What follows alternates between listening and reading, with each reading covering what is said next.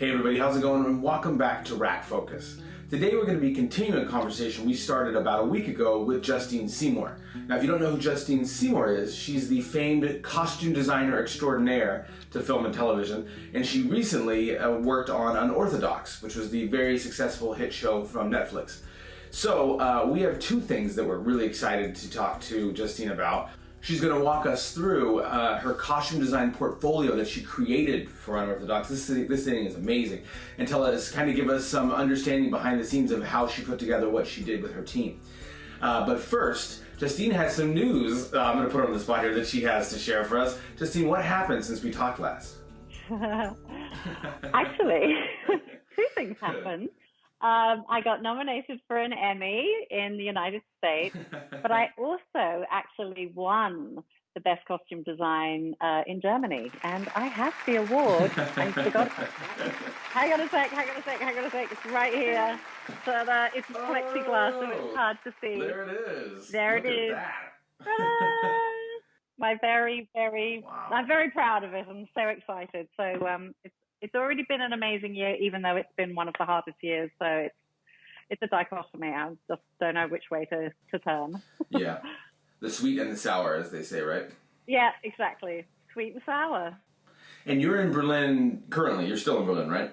Yes, I'm still in Berlin, waiting for my next job to get back up. But so far, nothing. So just enjoying the beautiful green Berlin and the sunshine. And like everybody I've talked to who works in production, not post-production, we're all kind of just waiting for whatever our next job that comes along is, right? Yeah, exactly. Well, what's really lovely is that all of the crew, the original crew, are here. So we actually got to celebrate the announcements the other days together, and you and did? I went out. Yeah. So, and you can still go to restaurants if they're open air. So I met one of the crew members at an open air restaurant, and then we waited for the announcement, and then we had the most amazing bottle of champagne. So it was wonderful. Oh, that's so fun. I'm happy for you. It's amazing. And your happiness is infectious, as they say. So. Oh, thank you. Thank you so much. It's lovely. Yeah, we got 8 nominations. 8. 8 in total? Wow, Yeah. That's crazy. Yeah. That's amazing. Speaking of the belle of the ball Unorthodox, as it were, when we talked about a week ago, you shared some files with me afterwards when I was asking for some behind-the-scenes stuff, and you sent us our first folio.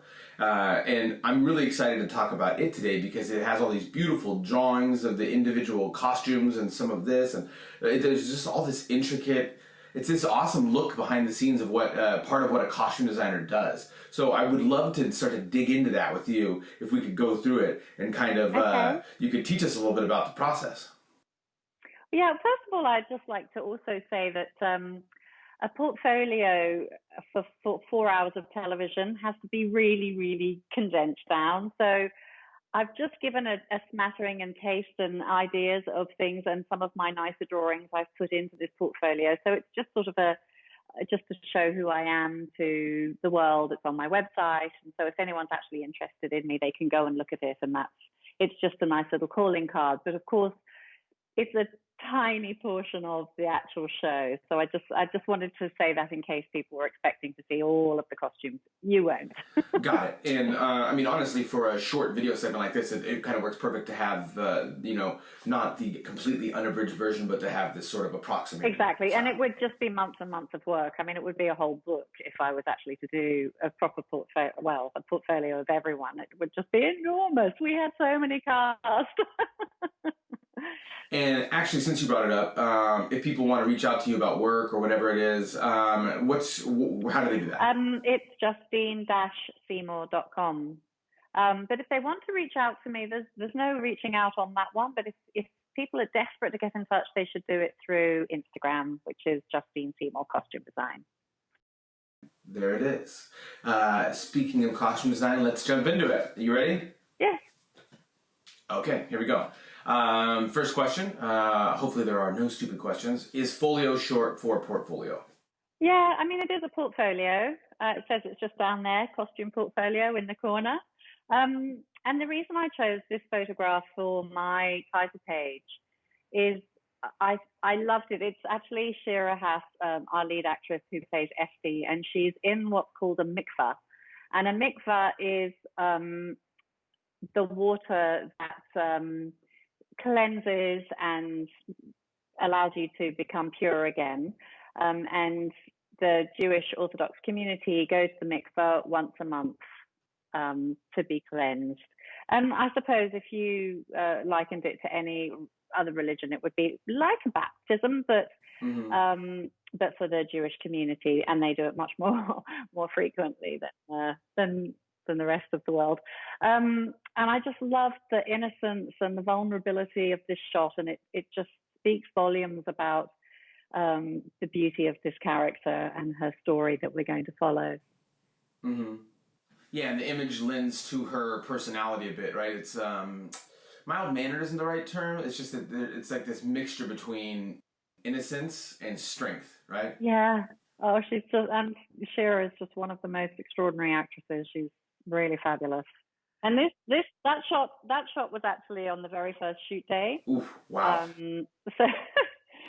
The poor girl had to do that, take off all her clothes on the very first shoot day, and that's when she had her actual natural hair. And then in the afternoon, we went to the scene where we actually shaved her head. So it was the most confronting first day of shoot you can imagine, with a new crew and just jumping in straight into those two scenes was extraordinary, and she did it. She was so brave. Anyway, so wow. Oh, that sounds intimidating. Oh, I couldn't believe it. So this first character that I've got up is the Cali Teacher. She's the teacher that comes to teach Esty basically how to have sex. And I loved this character. I thought she was really brilliant as an actress. And her clothing, I wanted her to be very prim and very proper, and yet she's the closest to naughty talk that you get. And I love the sort of dichotomy of those two. Like, she was basically explaining her sex, but she was doing it so beautifully and neatly, and I wanted the clothing to portray that prim and proper neatness, and that's her. That makes sense. Okay, and here Effie's wearing one of her house dresses, I beg your pardon. Within this community, according to my studying, and it's only the Satmar community that I studied, I think I might have mentioned that earlier, but it's very important that this is not a generalization. This is specifically for this community. The young women, or the women actually, even after they're married, in the house they'll wear a house dress, and it's almost like looking back to the 1950s, where women would in America wear a house dress to do the housework. But Esty wore this house dress as a young girl, and also it was something that she might wear to school because she went to an all-girls school. And actually, I beg your pardon, not to school, to holiday camp. And that's where I first saw the image of this dress, was in Deborah Feldman's book. Cool. And she was in a holiday camp with her best friend, and they had both bought exactly the same house dress. So I recreated these because, of course, they're not available to buy, a dress that's so simplistic but with a very set style. So this is one that I recreated, and I had it made out of a lightweight cotton. We did piping around the collar to give it a bit of detail, and also around the pockets. And I wanted it to fit into the world of the grandmother's house. Grandmother is called Bubby, and I wanted to fit into that world and look timeless. The production design of Bubby's house was very old Europe, and I wanted the wardrobe to fit in well with that very conservative look, but it was also a very practical look. Yeah. Okay, so here's the neighborhood women. Yeah. Oh, yeah, the neighborhood women. So we had, I'm not, for your viewers that have seen the program, Esty leaves the house, and there's a a bunch of women stuck in the foyer. And these are all of her neighbors. This isn't actually on that day when they were stuck in the foyer, I don't think. But we've got some pregnant girls there. And of course, there are wigged women and the headscarves. And the more pious you are, then you would wear a headscarf, and less pious, you would wear a wig. And Esty, of course, is married at this point, and because this is the day she's leaving Williamsburg. It's almost like a symbolic representation of her position and leaving, right? I don't think the shot's in the movie. I don't remember seeing it. Yeah, the shot actually was, it was just one of the stills that the stills photographer took, just to get a feel for it. I mean, we always have publicity shots taken all the way through, and this was one of them. And I really love it because the faces are all so different, and they're all dressed up in their modesty clothing. But I love that I could play with the detail. For instance, the girl on Esty's camera left, and you see the white collar with the pearls and the buttons. It just really made it special for me that I could make these women be modest, but also have portions of their personality sort of shining through. Got it. Okay. Mordecai. The dad, the alcoholic father.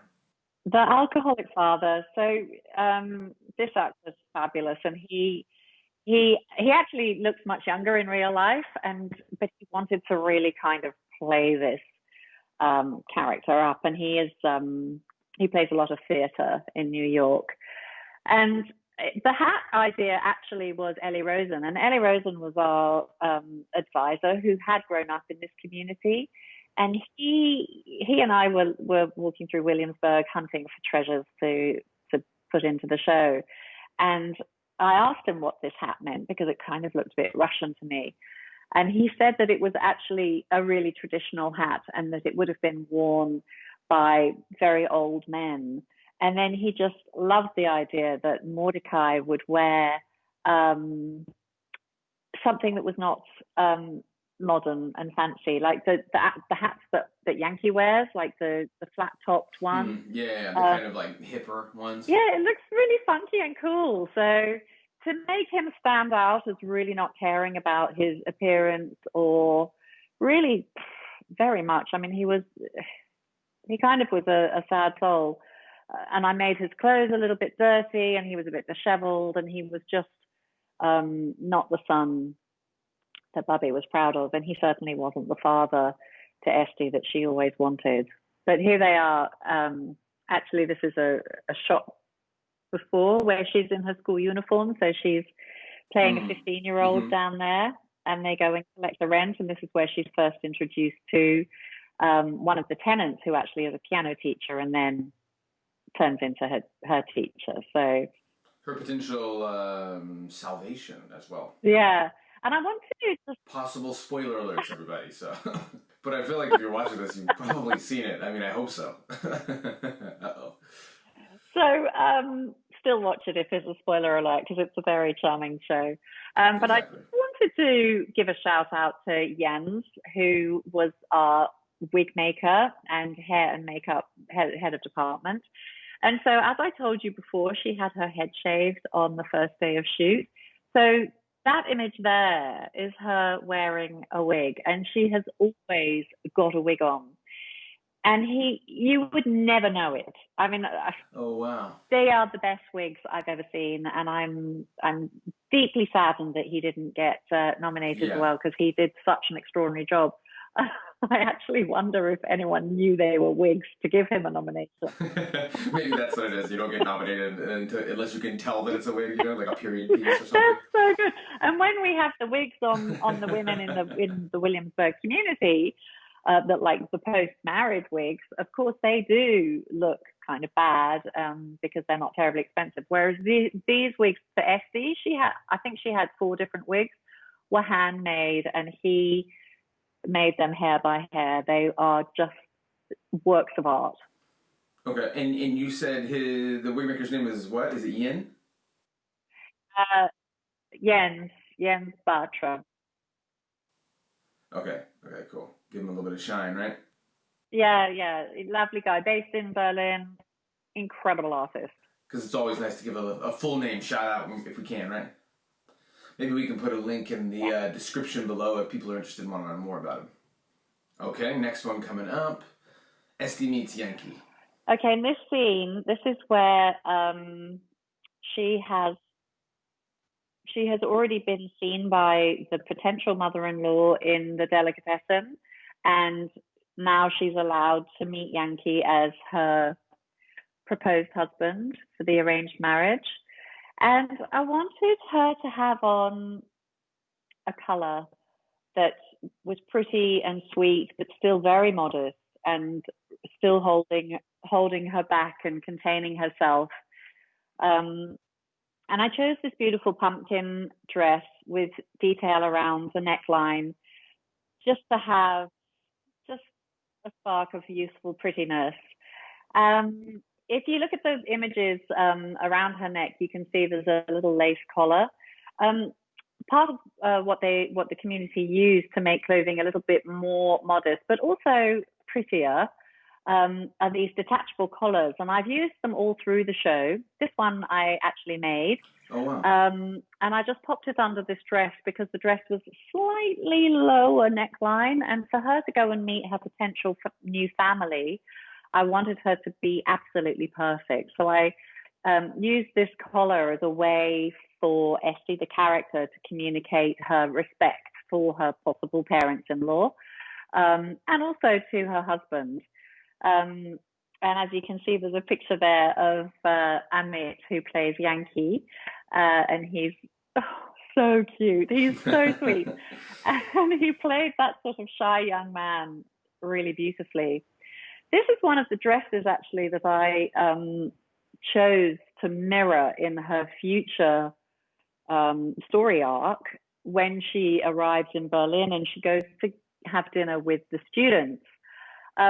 Interesting, yeah. Because all the way I didn't want her to be totally separate. I wanted the world to feel separate, but I wanted to continue to arc back to Esty's journey, where so I chose a dress of a very similar color, but in the dinner party, it has like little tiny flowers all over it. So it's got a similar feel to it. It's not quite as modest, but that's where I was playing with the time, the personality, and the design. So I'm glad we got to talk about that one. That makes sense. I mean, even though this is a major life change for her, she's still her old self as well as the new self that she's becoming, right? And so you're providing a visual metaphor, visual examples of that change taking place, but also still being who she was and where she came from. That's exactly right, and I think it's really important when Deborah Feldman did actually make that journey herself. She had told me that it took a long time for her to transition from modesty clothing into the clothing that's less modest. So this was the dress that I really showed that on a subliminal way. So it's nice to be able to talk about it. And how did you said you actually made that collar yourself. How did you make it? I found some lace and I cut it out and sewed it up, and there's a little piece underneath that lays underneath it so that you can hold it. And sometimes the bibs come down a little bit lower and then they have a little strap under the arms. I can't remember exactly what that one looks like underneath, because it was over a year ago that we shot that. But we had so many of them, and I was just hunting around for that sort of thing. And I think we made some and we bought some online. And then actually I did find a few in a high street shop. Which one was it? In Cos, Yeah, I found a few. So it was actually easier than I realized, but that one I wanted to be really specific. She also has one in a dress that she wears when she's doing a dinner party dinner with her husband, I should say. And I used another one that's very similar. Well, as a person who couldn't even stitch to save himself in a survival situation, probably I find it impressive. I'm a costume designer. I come from a sewing background. In fact, now that you've brought up this shot, which I love, I just love this image. Yeah. Yeah, it's fantastic. I personally made all of her headdresses for the wedding because it's quite hard to communicate exactly what you want, and I'm very specific about details. So Oh, wow. Yes, I sat down and I did all 3 of the headdresses. She has 3 headdresses in this wedding. This is the final headdress. And this is a design liberty I took, because in the actual Satmar community, if a bride was to wear a headdress like this one, which is representative of the turban, she would not then wear a wig as a married woman. And I had asked the showrunner and director if they were okay with me being a little bit more flamboyant with Estie's wedding. And so for television purposes, to make things interesting, they all agreed that I could. But I do acknowledge to the community that it is a design liberty I've taken here. Fair enough, yeah. Yeah, so this is part of the dancing sequence where the women, because they're separated within the wedding and there's a curtain between them, and the women are on one side and the men are on the other. So the women dance with the women and the men dance with the men. And here she's being covered in this beautiful gold confetti. But it shows the top of the dress quite nicely, which is very heavy brocade with pearls studded all over it. And with this dress, I wanted to show that she was being she was having her magical day of being a princess, and it was something she'd looked forward to.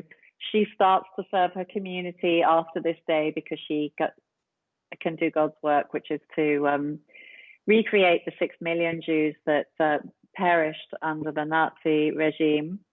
And that's what this community believes, is that they are recreating those children, and that's why they have so many children. Yeah, which to me is one of the many really fascinating parts of Unorthodox. I think a lot of people were fascinated with these things that we don't know about this community. If you're in New York, for example, I've jogged through that community, and you just kind of run through and you go, what's going on here? And you're curious about the belief system. I just think on a personal level, that would be an incredible amount of pressure to think that your responsibility is to help repopulate your people after the devastation of the Holocaust. It helps you understand the mindset, though. Exactly, and I think that this story is really amazing, that it shows the pressure that Estie was under, and how willing she really wanted to be, and how she was really hoping to do the best she could to make her family happy and proud of her, and she just couldn't. But with this dress, I wanted it to be structured and tight and fitted, and to show the beauty of it, but also to show the confines of her life as it progressed after this day, that wedding dress was the introduction to something that wasn't going to be as all perfect as we had hoped. So yeah, and she had hoped too, right? Yeah, exactly, and that's the design element behind it.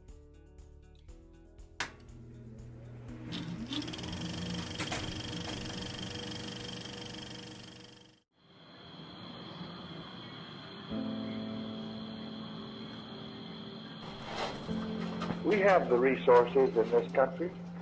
We have the ingenuity. We have the courage, and we have the compassion, and we must, in this decade, bring all of these strengths to bear effectively so that we can lift off the conscience of our affluent nation the shame of slums and squalor and the blight of deterioration and decay. You know, when I was growing up, there was no such thing as homelessness. There was no such thing. We had some people that had problems, Skid Row and these types of things, alcoholic problems, but we didn't have a population that was so big that we coined a phrase and named it homelessness, and now it's become ingrained in our society. I'm Vicki. I'm living on the tunnels in Las Vegas for 10 years. I plan to be, I'm hope to be successful. I hope to, become a journalist. Guys, come on. What the heck? You shouldn't have a civilized society, a rich society, in which people have to, sleep in the street or beg. I mean, that's just a scandal. So this has been an ongoing problem, as you can see right now. Community residents on one side of the fence and the police on the other side. And even though she's gone, I know that she's up in heaven saying, David, you just keep moving forward. You have the strength to do that.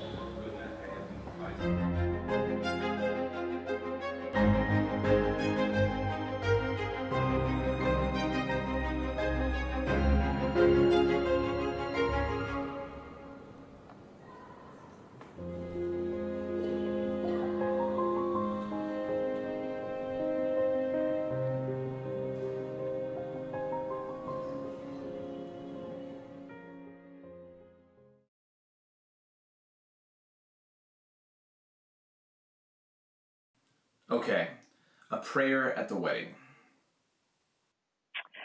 Yeah, so at the beginning of the wedding, she is reading her prayer book, and her buddy comes to say, wish her well. And this is the first headdress, which is a diamante tiara with a big, huge veil coming down the back, and still her hair showing, which again is one of Jens's amazing wigs. Woo woo, unrecognizable wig.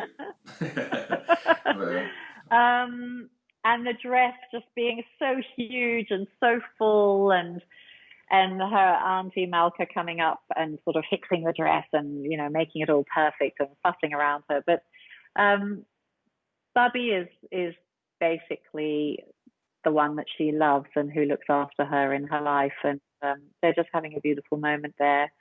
And of course, Bubby's got the traditional black dress on and the black little hat that goes on top of the wig. And it's just actually to show that it's not really her own hair within the community. So she wears a wig, and then the little hat is to show it is a wig. And also Malka has the same thing on. Yeah. I can't remember what the hat is. Yeah, and Bubby is maybe the person responsible for the most heartbreaking moment of the 4-hour journey that we go on, I suppose, as well. Huh? Yes. Yes, she's the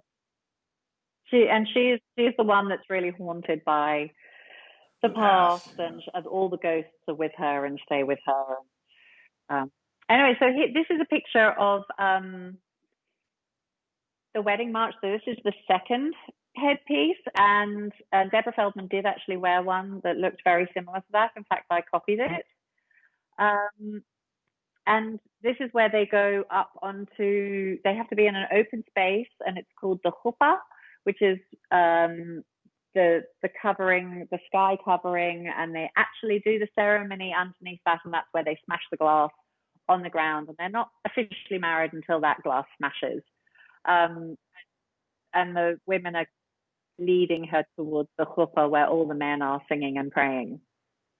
And you can see Miriam is in the gold and black, and Miriam is the mother-in-law. And I really wanted to differentiate between these two women. Miriam is very much the matriarch of the family, and she's very strong, and they are a bit richer than the other family. So Esty is marrying up, which is why it's a shock that she leaves. And Malka, I put in a much softer dress. She's got a much fuller figure, and I wanted to show off her femininity in a modest way. And I put her in a dress that wasn't nearly as austere as Miriam's, to really show the difference between the two characters of those women that were surrounding Esty. And then, of course, there's Bubby as well. And Bubby's got a headscarf on at this point. Traditionally, that's what the women do when they go up towards the chuppah, is that they cover their head like that. Yeah, exactly. And here's a few different images of the wedding here. Yes, this is all the girls dancing together, and then this is the boys praying on the other side. Oh, and actually you have a meeting in 14 minutes. I want to be conscious of that, so I might start moving a little bit faster to this. Which I have a 6 o'clock. You're absolutely right. Gosh, the time flew. So in this scene, all the girls are dancing together. All the ones that are showing their natural hair, and you can see who's got natural hair, are unmarried. And then all the women with headscarves on or wigs are the married women. But it is a very fun, joyous party, and they really do celebrate and have a fantastic time. Weddings are really special within this community, and I wanted to portray that. And I think we really captured it well. It looks like a lot of fun. Yeah, you alluded a bit to an important distinction before, which is that, it's not as if she's from moment one a rebel and doesn't want anything to do with her society. It's not that old kind of classic story. She very much believes in the faith and is a part of it, but is essentially being ostracized by life and by she's just not as compatible as she would like to be with it, and she's trying to express that. Exactly, and I think she probably would have preferred to have been successful in her endeavors. So here we have the husband. His father is on the left, and then Estie's father is on the right. So Mordecai does have what's called the strimal on his head here. And I chose to put a black one on him just to keep him still symbolically as the black sheep. These are all made out of fake fur. I had them made by a theater in Hamburg, which actually Maria Schroeder introduced me to the studio there, and they built all these hats for me under my guidelines of exactly how I wanted them to look. And then we lacquered all the fake fur down to make it look real. And normally... Yeah, and actually, this is probably where we should mention the podcast again, because you talk about that on the podcast and a bunch of additional details about costume design. But specifically, we get into this, the area about using fake fur to design the hats, and you even won an award from PETA for that. So we get into that again too. So check out the podcast. Okay. Sorry, go ahead. Oh, this is one of my favorite images of all of the stills. I just love it. I'm not going to say any more about it. I just think they're so elegant and beautiful, and it's so intense, and all of the beautiful clothes just work beautiful, lovely. The flat satin. Here I am talking about it when I said I wasn't going to. And then you can see next to the rabbi is somebody who's got a pattern on his coat. That depicts that he is not a family member. All the family members and the rabbi have a beautiful plain satin beckature, they're called. Oh, wow. Interesting. So he's just an invited guest. But don't they look amazing? Yeah, that satin is like mega. And, from a cinematography standpoint, it's interesting to think about having all that black in a scene and lighting it and getting some differentiation in colors between suits and having it stand out, not just having it all fall into fall off. Yes, well, that was an amazing DP. Yeah, Wolfgang. So here it's more of the wedding, and when he actually gets married, he wears that longer white shirt, which is, I can't remember what it's called. Uh-oh. Busted. But it's supposed to represent the angelic side of him. But I'm really sorry, I absolutely can't remember what they're called.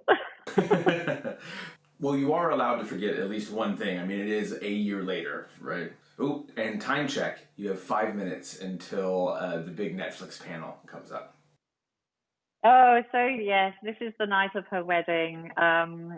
So once she's had her head shaved, the women, when they're in their home and being casual, do tend to wear these turbans, which I think look really elegant and gorgeous.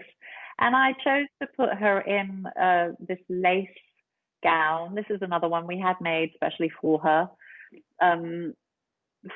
to lose her virginity and look beautiful. And it's her wedding night, so it's a big deal for her.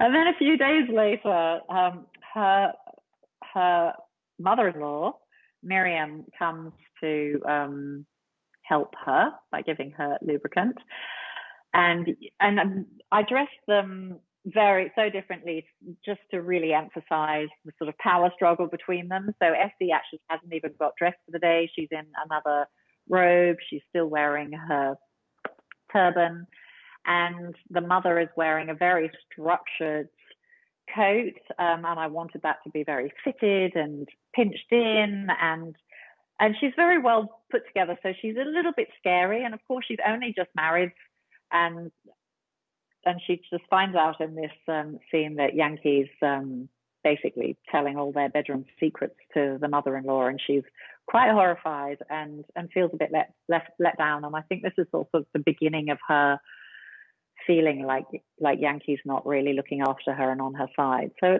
it's a very emotional scene, and the costumes, I think, portray that reasonably well. Yeah, and you can certainly see that in her face in the image on the bottom right-hand corner as well, right? Exactly. Oh, and I'll jump ahead near the end of your folio so we can see an image from when she's in Berlin, and we'll have a link to the folio. Yeah, so this is really the final stage of her journey. She has found her space in Berlin. She's found a new group of people. And I wanted this dress to still feel slightly modest, but not. There's a much lower neckline. The sleeves are a little bit shorter. But here again, I've mirrored her house dress, which is that little green house dress we looked at the beginning. So I've kept these little visual clues all the way through to show who she is. But of course, here she's looking absolutely amazing in her pixie haircut, which is literally her hair has just grown out, but she looks so funky and modern. You'd never know. You'd never know the journey she's been on. Yeah, exactly. You never would. It's the complete opposite end of the spectrum, but you wouldn't know just walking by her on the street at all. Yeah. Well, there you go. So if you want to learn more, down in the description, the podcast, we get into a longer conversation. So I recommend checking that out if you're interested in costume design, unorthodox, a little bit of everything. Justine's an awesome interview, as you can tell, and so we talk quite a bit more there. Justine, you mentioned your website, you mentioned your Instagram. What I want to mention is just thank you. Thank you for taking the time to talk to us, especially with a busy schedule today. It's awesome to kind of hear and learn and get like a glimpse of how much goes into the behind the scenes and the craft that you and your team, are putting into a project like in this case, Unorthodox. Thank you so much for having me. It's been a real pleasure, and there's so much information. I hope that it's made sense, me just feeding you the little tiny bits that we've gone through, but it's been amazing, an amazing journey for me as well, designing this show and how well it's done and so well received by the public.